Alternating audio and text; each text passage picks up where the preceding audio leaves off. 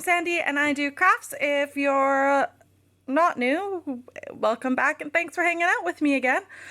So today we are going to review some natural dye or a natural dye kit from Apple Oak Fibre Works. So if you follow my vlogs and my little like Friday sit down podcasty show thing, I should just start calling it a podcast and just be honest with myself about what I'm doing, but there you go. I just don't know why that's my life. Anyway, so today we're doing Elderberry. So yeah, if you've watched that, you've known that I've bought literally every single Apple Oak Fiberworks, Apple Oak Fiberworks natural dye kit for wool and silk. So, yeah, so every single one, because I'm excessive. And I also got enough of their yarn to do all the kits. So this one is Elderberry. I'm doing Elderberry first because it only makes 2 colors, but more importantly, there's only one modifier, just the soda ash. So I feel like it's going to be a bit easier. So anyway, all their kits come packaged like this in a nice box. That it's going to be really hard to get rid of because it's a very nice box. And yeah, so it's all the information on the front that you need. And then you open it up. It's got some care instructions, their card with their information. Of course, I'll link everything below. And yeah, so you have your recipe book that shows the 2 colors. This is really cool too because once you do it, you can just reorder, or this is elderberry, I can go like on the side of the road and find an elder tree and just like get them, you know? I also really love that everything comes in a nice project bag. Now I feel like it's 100% cotton, so I need to go and order their cotton kit so I can dye on my pretty new project bags. No, I love a project bag. The more project bags I have, the more projects I can have on the go and not feel bad. So, this is a bit difficult one-handed. Sorry about the crunching headphone users. That should have been an advance warning. Fajula. There we go. Got them out. So, this comes with 100 grams of organic elderberries. So, very excited. And I like that they put the color on this as well. And these are whole berries, not cut berries. It comes with soda ash, which is, I believe it's highly basic. Yeah, it increases pH, so it's highly basic. And it changes the color. I think that's how we get green. Yeah. Then there is alum, which is a natural mordant, which helps the dye stick. And then tartaric acid, which lowers the pH and brightens reds. So that's going to be interesting. The yarn I'm using is their sock base. It's undyed. It is 60% wool, 40% or 20% silk, and 20% Ramie. So it's really interesting because, again, I think I talked about this on Friday and probably my vlog as well, but you need strength in socks because if it's just wool, unless it's like super extra tightly spun, and even then it's just going to fall apart, especially you're talking a shoe, you know, you have your heel rubbing against things.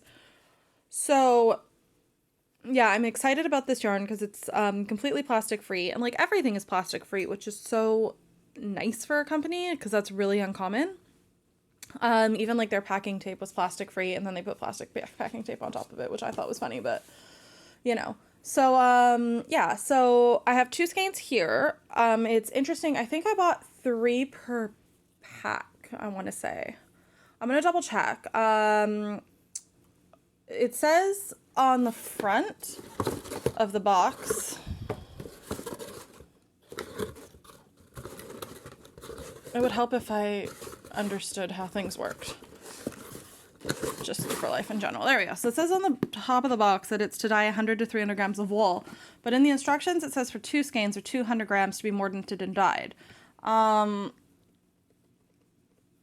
It said you can do everything again, but just for a paler color. So that's the first thing that I'm just a bit like, because I'm pretty sure I bought 3 of these per kit. This yarn is so nice, by the way. So anyway, as I was saying, the silk and the Ramie give strength because silk is the only natural filament fiber.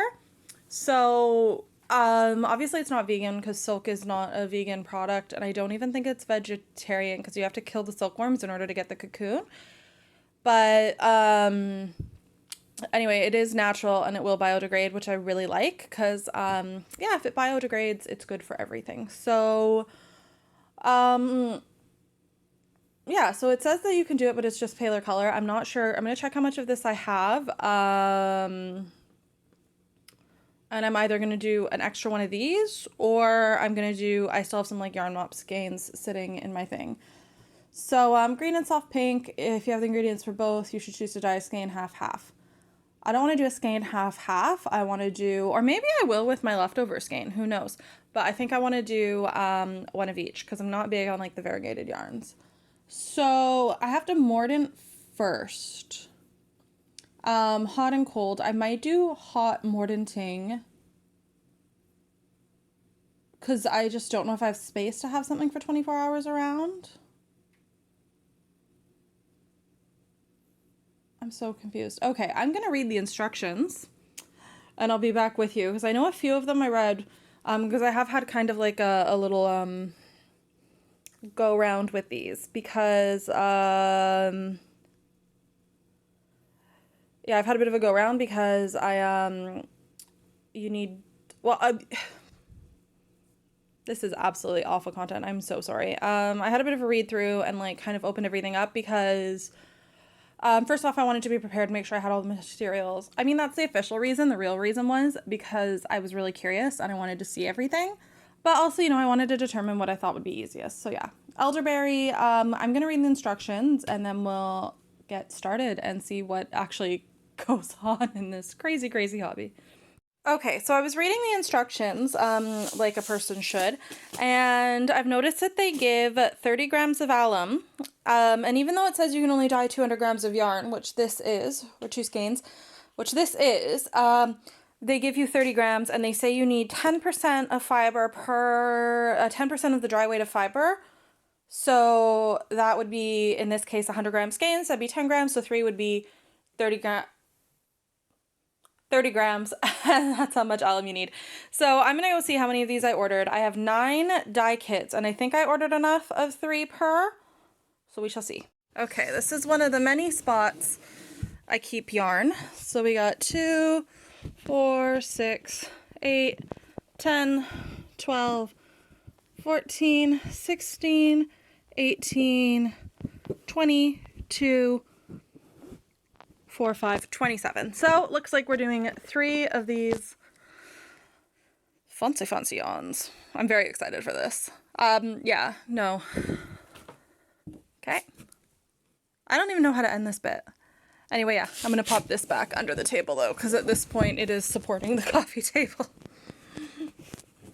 There we go. Okay, so I have everything ready, and I've zip tied my skeins, so I have to mordant them first. And it doesn't say to soak before you mordant, so I'm gonna get on the process of that. But yeah, it doesn't say to zip tie either. This is something I just do because Rebecca from Chemnitz does it, but it's really good to have like that grab on skein. But I'm so excited because look at how pretty that is. Like, oh. Now I'm not sure when I have to wear a mask for this, but I am going to at every step because, well, more like at the alum, I don't know if that's okay to breathe in. Basically, look, I like my lungs and I want them to be around for a bit. So there you go. Okay, so apparently you have to boil the berries for an hour. So I'm going to do that. I just poured them in here. And it says to add the water in first, but I only have this, so we're just doing it. And then, yeah, I'm gonna do that, rinse those out, and then wait an hour.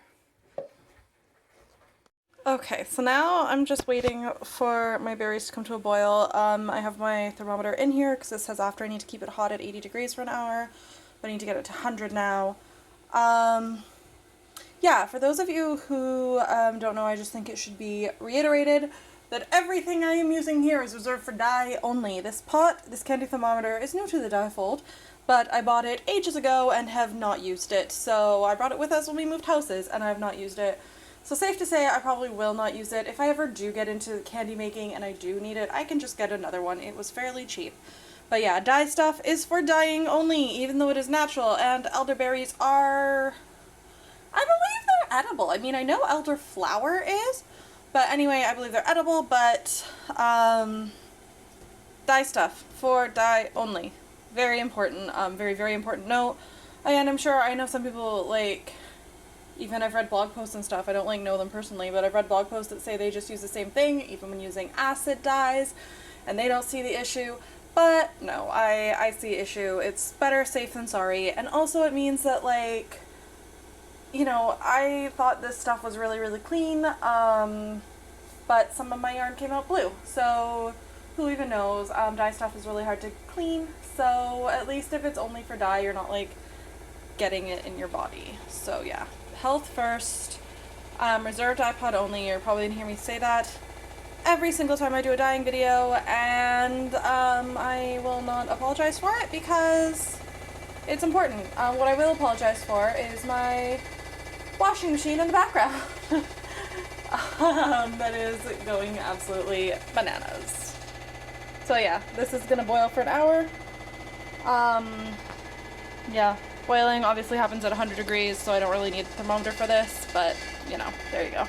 Okay, so I've noticed that the stickers on these boxes, kind of like the edges, peeled up a bit, so I wondered, could I just completely peel off this and get like a really nice box? Oh my god, I peeled it off and it's a plain box that I can reuse again and again, because like I love reusing boxes, but I hate when there's labels that aren't what's in there. Oh my god, guys, that's a nice box. I'm so excited. Okay, so we just finished dinner. Baxter's on the floor playing, and now I need to strain out the dye and then put the yarn in. So we'll see what happens with that. I don't know. I don't know if I should have let this sit, but at the same time, maybe it's good it sat because it like cooled down a bit and I have to stick stuff in it.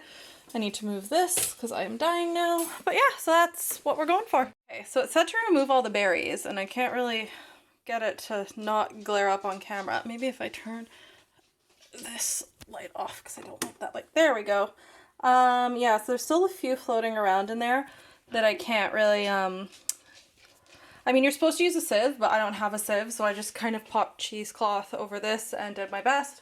I feel like 1 or 2 berries will just wash out. It's not gonna cause that much harm, right?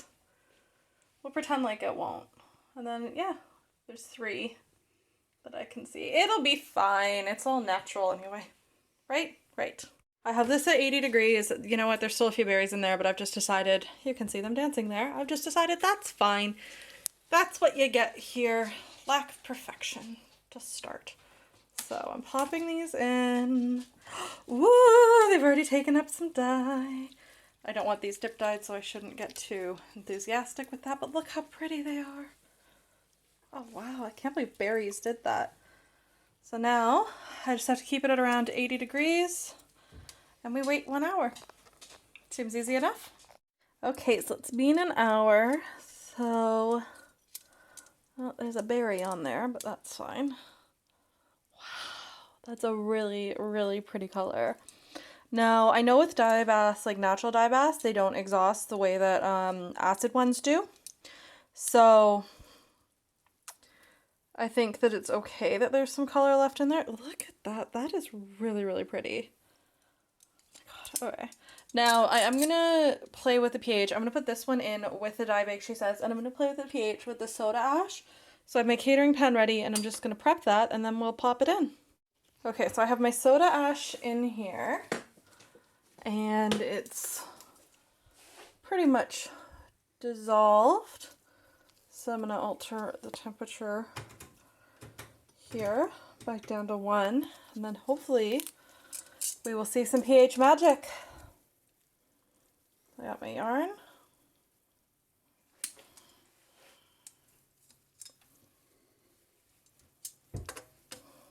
Something's definitely happening. There is lots of berries stuck on here, which probably not great, and that's going to give me a lot of grief at washing time.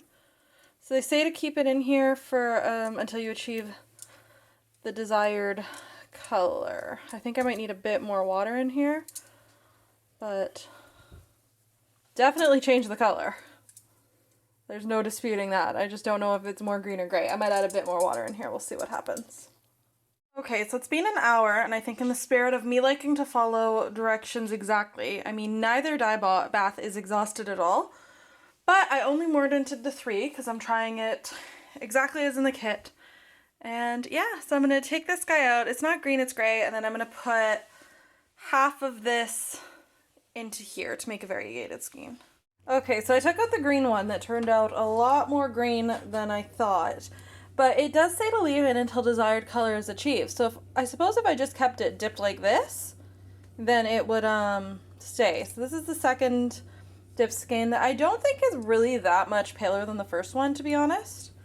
So it's interesting. And I reckon I could still probably go another 100 grams or so if I had it mordanted.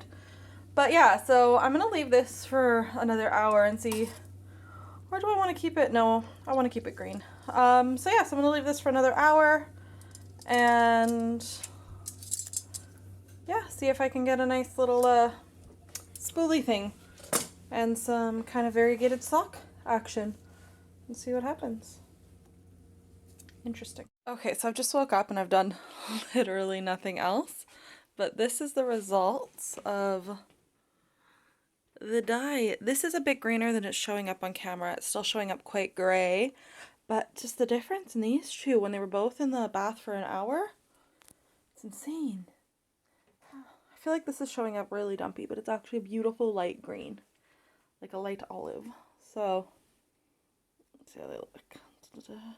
Yeah, I am happy with this. They're still really wet, so I need them to dry, and I also need this area for some towels, so I don't know what I'm going to do there. But yeah, that is, oh, I can't believe how good they look. Okay, so elderberry dye is done, which is really exciting. So these are my results. So these are the base 2 that I did in the first dip in the bath. This one's just the elderberry, and this one's with the pH modifier. So yeah, I think it's, honestly, I'm so fascinated by, like, I would never think to get green from this color. I can't believe these are from the same plants, and there is sort of a shine to it. So this one almost shines pink in a way. I've been avoiding filming this, and in the meantime, I've actually started knitting up with my half and half one. So these are the library socks. I'll do a video on them when I'm finished. But yeah, so they're, like, it knits up beautifully. I don't know how I feel about it in this pattern, but on the base, you can see it's very, very subtle. And yeah, I like the effect. It's, again, I'm fascinated with, like, you can see it's definitely two-toned. I'm fascinated with the fact that it went from green, and it's also interesting because there's not much of, like, the color in between blend. It just kind of almost goes straight from pink to green. So yeah, so that's the Apple Oak Fiberworks Elderberry Natural Dye Kit. What I got, and what on earth is this dog doing? I don't know. Anyway, yes, that's what I got. All up, I definitely would recommend this kit. It was really well presented. I love that it's essentially plastic free. Like, I love the little bags. The boxes are good too. I mean, yeah, I love it. And the elderberry was fun because it is really magical watching, especially, like, these two are so different. It's amazing. So yeah, 10 out of 10 would recommend this kit. Thanks for hanging out with me. If you want to stick around, you know what to do. And yeah, I'm going to go let Baxter run around because it just started raining and apparently that's his preferred time to go outside. Bye!